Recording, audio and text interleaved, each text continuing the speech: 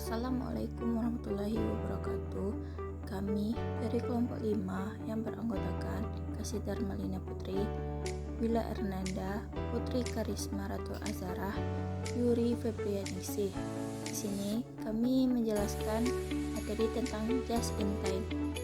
Jelaskan mengenai materi konsep just in time. Just in time adalah sistem fabrikasi modern yang pada prinsipnya hanya memproduksi jenis-jenis barang yang diminta sejumlah yang diperlukan dan saat yang diperlukan oleh konsumen. Tujuan dari just in time ini adalah tujuan utamanya untuk dapat memproduksi produk dengan kualitas atau quality yang terbaik. Yang kedua itu ongkos termurah dan pengiriman atau delivery pada saat yang tepat. Selanjutnya itu karakteristik just in time. Itu pertama, pengurangan biaya melalui eliminasi persediaan. Besarnya biaya persediaan mencerminkan ketidakefisiennya dalam investasi persediaan. Yang kedua itu eliminasi biaya persediaan dapat tercapai bila bahan baku sudah siap pada saat dibutuhkan dan barang jadi sudah siap saat konsumen. Konsep dasar dari just in time itu yang pertama, produk just in time, yaitu memproduksi apa yang dibutuhkan hanya dipenuhi dalam melaksanakan just in time. Itu yang kedua itu automasi, yaitu suatu unit pengendalian cacat secara otomatis yang tidak dimungkinkan unit cacat mengalir ke proses berikutnya. Yang ketiga itu tenaga kerja fleksibel, yaitu mengubah atau mengurangi pekerja sesuai dengan fluktuasi permintaan. Yang keempat itu berpikir kreatif dan mampu memberikan saran-saran karyawan. Materi selanjutnya yaitu perbedaan sistem GIT dan sistem tradisional. Sistem GIT yang pertama, sistem GIT menggunakan sistem tarikan, yang mana sistem tarikan ini adalah sistem penentuan aktivitas-aktivitas berdasarkan atas permintaan konsumen, baik konsumen internal maupun konsumen eksternal. Sebagai contoh, dalam perusahaan manufaktur, permintaan konsumen memiliki aktivitas penjualan menentukan aktivitas produksi, dan aktivitas produksi menentukan aktivitas pembelian. Sedangkan dalam sistem tradisional menggunakan sistem dorongan, di mana sistem dorongan adalah sistem yang penentuan aktivitas-aktivitas berdasarkan dorongan aktivitas-aktivitas sebelumnya. Pembelian bahan melalui aktivitas pembelian mendorong aktivitas produksi, dan aktivitas produksi mendorong aktivitas penjualan. 2. Persediaan tidak signifikan. Karena just in time menggunakan sistem tarikan, maka dapat mengurangi persediaan menjadi tidak signifikan atau sangat sedikit, dan bahkan mendapatkan nol. Sedangkan sistem tradisional persediaannya signifikan. Karena sistem tradisional menggunakan sistem dorongan, maka persediaan jumlahnya signifikan. Sebagai akibat, jumlah bahan yang dibeli melebihi kebutuhan produksi. Jumlah produk yang diproduksi melebihi permintaan konsumen dan perlu adanya persediaan penyangga. Yang ketiga, basis pemasok sedikit. Just in time hanya menggunakan pemasok dalam jumlah sedikit untuk mengurangi atau menghilangkan aktivitas-aktivitas tidak bernilai tambah, memperoleh bahan yang bermutu tinggi serta berharga murah. Sedangkan basis pemasok banyak, itu tuh terjadi pada sistem tradisional. Karena sistem tradisional menggunakan banyak pemasok untuk memperoleh harga yang murah dari mutu yang baik. Tapi akibatnya banyak aktivitas-aktivitas tidak bernilai tambah, dan untuk mendapatkan harga yang lebih murah harus membeli bahan dalam jumlah yang banyak atau mungkin dengan mutu yang rendah. 4. Kontrak jangka panjang dan kontrak jangka pendek. Kontrak jangka panjang dengan pemasok, just in time menerapkan kontrak jangka panjang dengan beberapa pemasoknya guna membangun hubungan baik yang saling menguntungkan, sehingga dapat memilih pemasok yang memasok bahan berharga murah, bermutu tinggi, berkinerja, pengiriman tepat waktu, dan tepat jumlah, serta dapat mengurangi frekuensi pemesanan. Sedangkan sistem tradisional kontrak jangka pendek dengan pemasok.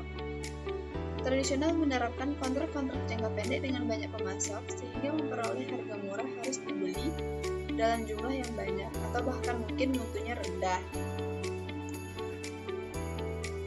Yang kelima, struktur seluler.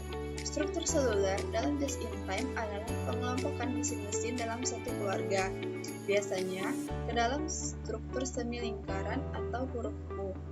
sehingga satu sel tertentu dapat digunakan untuk melakukan pengolahan satu jenis atau satu keluarga produk tertentu secara berurutan.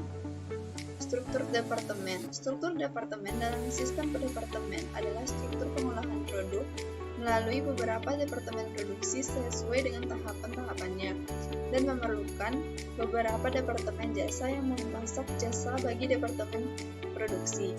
Akibatnya, struktur departemen menimbulkan aktivitas-aktivitas serta waktu dan biaya-biaya tidak bernilai tambah dan jumlah besar. Yang terakhir yaitu karyawan keahlian ganda. Sistem just-in-time yang menggunakan sistem tarikan waktu bebas harus digunakan oleh karyawan struktur seluler untuk berlatih agar berkeahlian ganda sehingga ahli dalam berproduksi dan dalam bidang-bidang jasa tertentu, misalnya pemeliharaan pencegahan, reparasi, setup, inspeksi mutu. Sedangkan pada sistem tradisional, sistem karyawan terspesialisasi berdasarkan departemen tempat kerjanya, misalnya departemen produksi atau departemen jasa. Mengenai materi konsep bab plus costing. Konsep bab plus costing adalah sistem yang mengurangi jumlah kejadian yang diukur dan dicatat dalam akuntansi. Sistem ini biasanya diterapkan pada perusahaan-perusahaan yang menerapkan konsep just in time. Selanjutnya itu ciri-ciri dari konsep bab plus costing. Itu yang pertama, akun persediaan tidak disesuaikan selama periode akuntansi untuk mengetahui biaya produksi, tetapi saldo akan dikoreksi pada akhir periode. Yang kedua itu tidak adanya catatan yang detail tentang unit barang dalam proses. Yang ketiga itu tidak ada persediaan produk jadi karena produk jadi langsung terjual. Yang keempat, bahan baku sampai di perusahaan pada saat akan diproses saja dalam jumlah yang disesuaikan dengan kebutuhan. Selanjutnya itu tidak ada persediaan produk jadi. Persediaan dalam proses jadi semuanya biaya tidak dibebankan kepada produk jadi tapi langsung ke harga pokok penjualan karena hasil produksi pasti terjual semuanya. Materi selanjutnya yaitu hubungan just in time dengan back plus costing. Tujuan perhitungan biaya back plus adalah untuk mengurangi jumlah kejadian yang diukur dan dicatat dalam sistem akuntansi, sehingga ini dapat diterapkan pada perusahaan dengan sistem just in time, di mana seperti telah dijelaskan sebelumnya, bahwa sistem just in time dirancang untuk mendapatkan kualitas, menekan biaya, dan mencapai waktu penyerahan seefisien mungkin dengan menghapus seluruh jenis pemborosan yang terdapat dalam proses produksi, sehingga perusahaan mampu menyerahkan produknya, baik barang maupun jasa, sesuai kehendak konsumen tepat waktu. Sehingga back plus costing diterapkan pada perusahaan yang telah mengaplikasikan konsep just in time yang matang untuk persediaannya, di mana kecepatan begitu tinggi sehingga sistem tradisional tidak praktis. Materi selanjutnya, analogi dasar dari akuntansi keuangan. Dua metode persediaan yang berbeda digunakan oleh perusahaan non-manufaktur yaitu yang pertama, metode perpetual.